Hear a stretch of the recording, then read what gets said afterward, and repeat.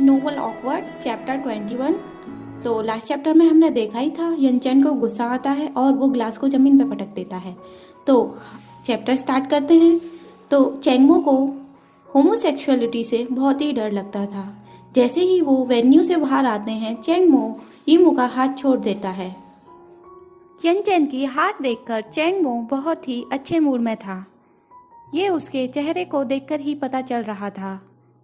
चैंगमो बिना कुछ बोले अपने सर को झुकाए हुए गाड़ी में बैठ जाता है। यीमू भी अपने सर को झुकाए हुए था और उसने भी बहुत टाइम से कुछ नहीं बोला था। वो भी आकर गाड़ी में बैठ जाता है। यीमू बोलता है, मिस्टर चैन, हम कहाँ जा रहे हैं? क्या कंपनी जा रहे हैं? चैंगमो अपने हाथों को क्लोज करते हुए सीट पर लेटता है और बोलता है, हाँ, कंपनी जा रहे हैं क्योंकि बहुत सा काम पेंडिंग पड़ा है। ये मुंह हाँ में जवाब देता है और गाड़ी स्टार्ट करता है। थोड़ी दूर गाड़ी चलाने के बाद में वो सीधा देखता है और अपनी धीमी आवाज़ में अचानक से बोलता है, थैंक यू। चैंगमो उसकी ओर नहीं देखता। उसके हैंडसम से फेस पर थोड़ी सी स्माइल होती है और वो बोलता है, कोई बड़ी बात नहीं है। वैसे भी वो वास्टर्ड मेरी आंखों को जरा भी नहीं भाता है, चैंगमो बोलता है। ये मुंह अपनी आंखों को नीचे झुकाता है और थोड़ी देर शांत होते हुए बोलता है, वैसे भी मुझे तो आपको थैंक यू बोलना ही है। ये पहली बार है जब किसी ने मेरे लिए स्टेप लिया है और मेरी इज्जत को बनाए रखा है। चैंगमो इनडिफरेंटली बोलता है, हर किसी की अपनी अपनी डिग्निटी होती है। वो उस पर डिपेंड करता है कि वो उसके लिए फाइट करना चाहता है कि नहीं। वैसे मैं प्यार के बारे में ज़्यादा तो नहीं जानता, बस मैं तुमको इतना ही एडवाइस दूंगा, तुम्हें भी अब अपने आप को बदल लेना चाहिए समय के साथ। यनचैन एक बहुत बड़ा बदमाश इंसान है। अगर तुम उसके लिए कुछ नहीं करोगे तो वो जानता है कि उसे तुम्हारे साथ कब कैसे काम निकलवाना है। ये मुंह शांत हो गया था। थोड़ी देर बाद वो अपने होठों को हिलाता है और बोलने की कोशिश करता है और बोलता है, वैसे ये पहली बार है जब मैंने तुमको इतना बोलते हुए सुना है। बहुत समय के बाद ऐसा हुआ है कि मैंने तुमको बोलते हुए सुना है। चैंगमो अपने डॉक्यूमेंट्स की ओर देख रहा था। उसकी प्रोफाइल बहुत ही शार्प थी और उसकी वॉइस बहुत ही मैग्नेटिक, और वो बोलता है, मैं तुम्हें एक फ्रेंड की तरह ट्रीट करता हूँ, जस्ट अ फ्रेंड। इतना सुनने के बाद में ये मुंह कुछ नहीं बोलता, मगर ये सुनने के बाद उसकी आंखें नम हो जाती हैं, क्योंकि ये पहली बार था कि किसी ने उसको फ्रेंड समझा है। ब्रेकअप के बाद से उसने किसी से कोई रिश्ता एक्सपेक्ट नहीं किया था, मगर ये पहली बार हुआ कि किसी ने सामने से आके उसको दोस्त बोला। 8 साल से उसकी दुनिया सिर्फ यनचैन था। अब उसका रिलेशनशिप बिगड़ चुका था, मगर बहुत समय बाद ऐसे शब्द सुनना उसके लिए अनएक्सपेक्टेड इमोशन था जिसको वो फील कर रहा था। वो चैंगमो का बहुत ही ग्रेटफुल था कि उसने उसको एज ए फ्रेंड ट्रीट किया। वो इस बात से बहुत ही प्रभावित हुआ और वो भी यही बात चैंगमो को बोलना चाहता था। काश कि वो बोल पाता। सीन शिफ्ट होता है। कंपनी का बिजनेस बहुत ही बिजी चल रहा था। रात के 10 बजे थे और ये मुंह घर लौट आया था। जब वह दरवाज़ा खोलने ही वाला था कि अचानक से उसे यनचैन दिखाई देता है। वो बगल वाली दीवार से सटकर खड़ा हुआ था और उसकी उंगलियों के बीच सिगरेट थी और वो सिगरेट पी रहा था। यनचैन के हैंडसम से फेस पर झाइयाँ थीं और वो अच्छे मूड में नहीं लग रहा था, और वहाँ पर काफ़ी सारे सिगरेट बट्स पड़े हुए थे। ऐसा लग रहा था जैसे कि यनचैन वहाँ घंटों से खड़ा है। यीमू को यनचैन को देखकर कुछ अच्छा फील नहीं हो रहा था। उसका फेस जो हमेशा ही शांत और प्योर हार्टेड दिखता है, वो उसे देखकर कुछ अच्छा फील नहीं कर रहा था और उसे गुस्सा आ रहा था। और गुस्से में वो यनचैन की ओर चलता है और बोलता है, तुम्हें क्या चाहिए? यनचैन का फेस बहुत ही ग्लूमी और गुस्से में लग रहा था और वो चिल्लाते हुए पूछता है, तुम्हारा रिश्ता क्या है चेंगमो के साथ? यीमू के एक्सप्रेशन कोल्ड थे और यीमू कोल्डली बोलता है, तुम्हें इससे क्या मतलब है कि मेरा रिश्ता किसके साथ में क्या है? यनचैन अपनी आंखों को नैरो करते हुए यीमू की ओर देखता है और उसके एक्सप्रेशन बहुत ही कोल्ड थे और वो कोल्डली पूछता है, मुझे दोबारा ना पूछना पड़े। यीमू गुस्से में आकर बोलता है, हाँ वही रिश्ता है मेरा जो तुम सोच रहे हो, मैं उसके साथ हूँ। ये सुनने के बाद यनचैन का फेस बहुत ही अगली हो जाता है और यनचैन की आंखों में फायर थी और वो गुस्से में चिल्लाता हुआ बोलता है, बताओ किस स्टेज तक पहुंचे हो तुम?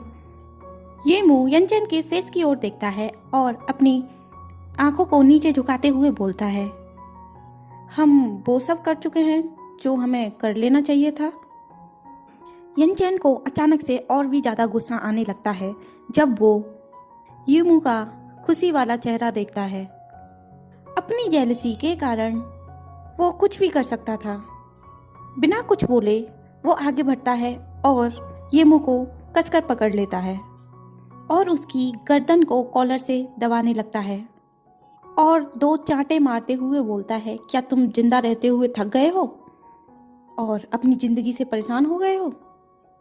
लगता है तुम जीना नहीं चाहते। यीमू गुस्से में यनचैन की ओर देखता है और गुस्से में चिल्लाते हुए बोलता है, हाँ मैं थक गया हूँ अपनी जिंदगी से। तुम क्या चाहते हो? तुम मुझे मारना चाहते हो? यनचैन गुस्से में कांपने लगता है और अपना सर नीचे करता है और यीमू की पॉकेट से चाबियां निकाल लेता है, दरवाज़ा खोलता है और उसमें दरवाजे की ओर धक्का दे देता है। यीमू का सर बॉल से जाकर लगता है और कुछ सेकंड तक उसे कुछ समझ नहीं आता। जब तक वो रिकवर होता है उसके कपड़े उसके शरीर से निकाल दिए गए थे और यनचैन उस पर एक बीस्ट की तरह अटैक कर देता है। यनचैन अपना हाथ यीमू की कमर पर रखता है और बोलता है, बताओ तुमने कितनी बार किया है? तो दोस्तों यहाँ पर वो गुस्से में इंटीमेसी की बात कर रहे होते हैं। क्या वो कूल था? आज तो मैं तुम्हें मार ही डालूंगा, तुम इस पे विश्वास करो या मत करो। यीमू का फेस कुछ अच्छा नहीं दिख रहा था और वो अच्छे मूड में भी नहीं था और वो अचानक से चिल्लाता है, यू फकिंग लेट मी गो, मुझे जाने दो। यनचैन को और भी गुस्सा आता है और वो यीमू की बेल्ट निकाल देता है और बोलता है, तुम्हें जाने दूं ताकि तुम वो सब कंटिन्यू कर सको। यीमू का दिल जोरों से धड़कने लगता है और उसे पेन फील होता है। तुम्हारी पहले ही शादी हो चुकी है तो मैं क्यों किसी और को नहीं ढूंढ सकता अपने लिए? यीमू बोलता है। यनचैन का फेस बहुत ही ग्लूमी होता है और वो तेजी से बोलता है, अच्छा तो तुम मुझसे कंपेयर करोगे? जैसे ही वो ये बोलता है वो अपने लास्ट स्टेप पे होता है और उसका मूवमेंट बहुत ही रूड होता है। ये मुंह फंस चुका था। थोड़ी देर स्ट्रगल करने के बाद में वो बगल में टेबल पे रखी सीजर को उठाता है और उससे बार करता है। यनचैन के हाथ से ब्लड निकलने लगता है और उसकी बॉडी वहीं की वहीं फ्रोज हो जाती है। ये मुंह घूमता है और खड़ा हो जाता है। ये मुंह उसकी तरफ गुस्से से देख रहा होता है। तभी यनचैन चिल्लाते हुए बोलता है, तुम उस लिटिल बास्टर को इतना पसंद करते हो जो कि तुम उसे प्रोटेक्ट करना चाहते हो? यनचैन अच्छे मूड में नहीं था और वो चिल्लाते हुए बोल रहा था। यीमू का फेस और भी ज़्यादा अगली दिखने लगता है और वो चिल्लाता है, इनफ इज इनफ, अब बस करो और तुम जा सकते हो। यीमू बोलता है, यनचैन अब हमारे बीच सब कुछ खत्म हो चुका है। यनचैन गुस्से में पूरी तरह पागल हो गया था और वो चिल्लाते हुए बोलता है, तुम्हारी हिम्मत कैसे हुई? जरा एक बार फिर से और बोलना।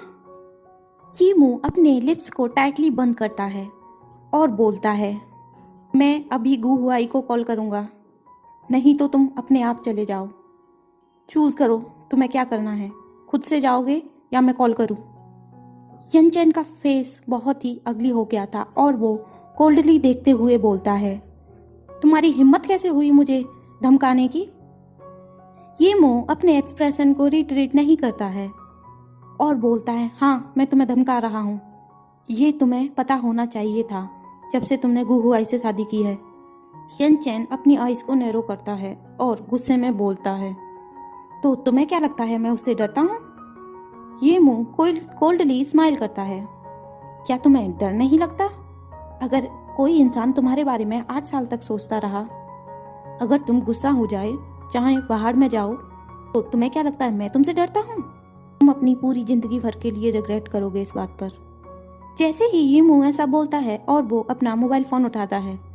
जैसे ही वो हाथ में मोबाइल फोन लेता है, अचानक से उसका मोबाइल फोन यनचैन द्वारा छीन लिया जाता है और यनचैन मोबाइल फोन को तेजी से जमीन पर फेंक देता है। इतनी तेजी से जमीन पर गिरने की वजह से मोबाइल फोन के टुकड़े टुकड़े हो जाते हैं और यनचैन शांति की सांस लेता है। यनचैन अपनी आंखों को क्लोज करता है और अपने गुस्से को सप्रेस करता हुआ बोलता है, मैं तुम्हारे साथ में आज क्रूरल नहीं होना चाहता, ना ही कुछ गलत करना चाहता हूँ। अगर तुम उस लिटिल बास्टर्ड को डंप कर दोगे तो हम अब भी पहले जैसे बात कर सकते हैं और मैं इस रिश्ते को आगे बढ़ाने के लिए तैयार हूँ। ये बात सुनकर ये मुंह कोल्डली स्माइल करता है और बोलता है, नहीं, तुम कितने सेमलेस हो और मैं सेमलेस नहीं बनना चाहता। और वैसे भी मैं 8 साल से तुमसे परेशान हो चुका हूँ और ये मैं अब और ज़्यादा नहीं कर सकता और फ्यूचर में ऐसा कभी होगा भी नहीं। यनचैन का ऑरा बहुत ही शैतानी हो चुका था और वो गुस्से में यीमू की ओर बढ़ता है और उसके लिप्स को प्रेस करते हुए बोलता है, तुम झूठ बोल रहे हो। यीमू लोअर टोन में बोलता है, ऐसा क्या अच्छा है जो मैं तुमसे झूठ बोलूं? क्या तुम अपने आप को कुछ ज़्यादा नहीं समझते? यनचैन, तुम डिस्कस्टिंग हो और हमारा पास्ट भी डिस्कस्टिंग था। यनचैन गुस्से की आवाज़ में बोलता है, डिस्कस्टिंग? और बोलता है, अपने मुंह को कंट्रोल करो और सोच के बोलो कि मैं किसके साथ हूँ। और तुम्हारी हिम्मत कैसे हुई ऐसा कहने की? तुम मुझे 8 सालों से सता रहे हो, तो इसका मतलब तुम भी डिस्कस्टिंग हो। अगर तुम डिस्कस्टिंग हो, इसी वजह से मैं भी डिस्कस्टिंग हूँ। ये मुंह बोलता है, तुम्हें अपनी जुबान को संभालते हुए बोलना होगा। अब मैं किसके साथ हूँ ये तुमसे बहुत दूर है, तो यहाँ आने का कष्ट मत करना और अपने आप को बहुत परेशान मत करना मेरे लिए। मेरी एक हॉबी है।